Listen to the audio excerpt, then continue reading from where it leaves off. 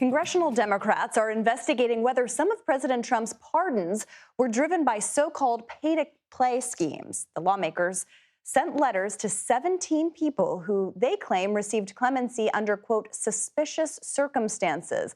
The list includes Changpeng Zhao, the cryptocurrency billionaire who founded Binance. Zhao was pardoned last October after pleading guilty to money laundering. Federal disclosures show that he had two lawyers close to the Trump family pushing for his clemency. California Congressman David Min joins us now. He is one of the three Democratic lawmakers who launched this probe. Congressman, it's great to see you. Thanks for being here. Let's talk about these letters that you sent. What are some of the details? Good to see you. What are some of the details here that you are asking for in these letters?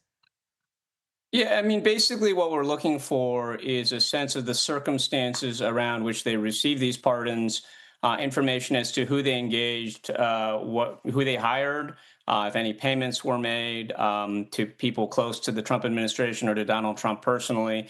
And this is all based on public reporting that suggests that there's a whole industry that has popped up around Donald Trump to basically try to do a pay-to-play type scheme.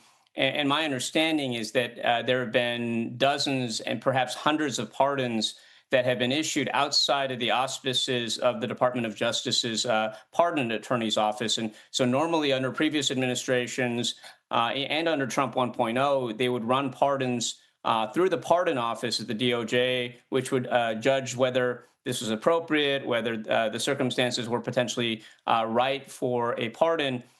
These apparently have been bypassing that. It looks a lot like people close to Donald Trump are getting rich off of this. And we've heard reports of people who've donated millions of dollars to Donald Trump's campaigns or his different business ventures or to his children's business ventures. What we want is just answers. We want to confirm if there's any truth to this or not. Obviously, this looks very illegal. I think it really raises questions about the presidential pardon authority. And you mentioned these suspicious circumstances. What has your investigation turned up so far? Have you found any evidence? Well, so we just issued the letters a few days ago, and we issued a deadline for May 22nd.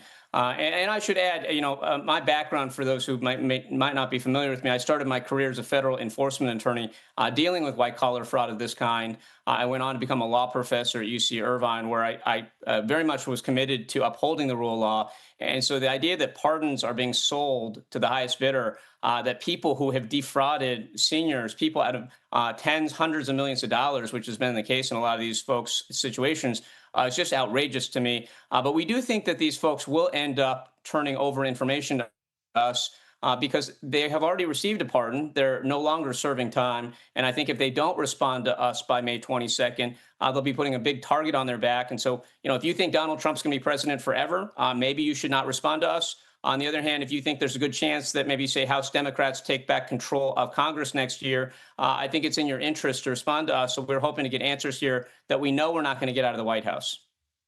And, these pardons have already occurred. There's no way that you can claim them back, right? So what kind of power do you have here? Well, again, if folks decide that they don't want to cooperate with us, once we take back control, we can issue subpoenas because the circumstances under which these subpoenas were issued is certainly a subject that is within the jurisdiction of, say, the House Judiciary Committee or the House Oversight Committee and their counterparts in the United States Senate. So very much we can push forward. And folks who choose not to respond to us, I think, are, again, putting a target on their back. Obstruction of justice is obviously something that could be seen out of this. So we think there's a lot of reasons why these folks would want to cooperate with us and provide us with information. We're not seeking, anything damning on their part. We're just looking for an understanding of whether these media reports are accurate or not.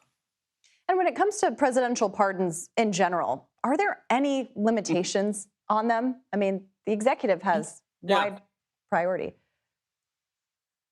Yeah, so I used to be a law professor, and what Donald Trump has done repeatedly in this second term is really push the boundaries of what we think we know about the Constitution. And pardons is not something that really was taught because the last time we had a bunch of cases around the pardon authority was right after the Civil War. So we really haven't had a lot of case law, but I'll state this. I've talked to a lot of pardon experts recently, and there is no presidential authority, not even his authority as commander in chief, that is seen as absolute. There are checks and balances on all of them. And so we do think that there can be limitations, including required disclosure, guardrails around this. And there's certainly open questions around whether the president can issue preemptive pardons for people who've not been convicted of any crime, but might be indicted or might just have committed a crime, but have not been indicted or convicted. So we think there's definitely limitations. That is clear from the text of the Constitution, the vast body of case law out there involving presidential authorities. But we'll get there when we get there. It'll probably be a couple of years before this comes up. All right. Well, in the meantime, we will stay tuned to that deadline later this month to see if they respond. Congressman, We hope to have some thank you answers very for much. you. Thank you very much for your time. Thank you so much for having Appreciate me. it.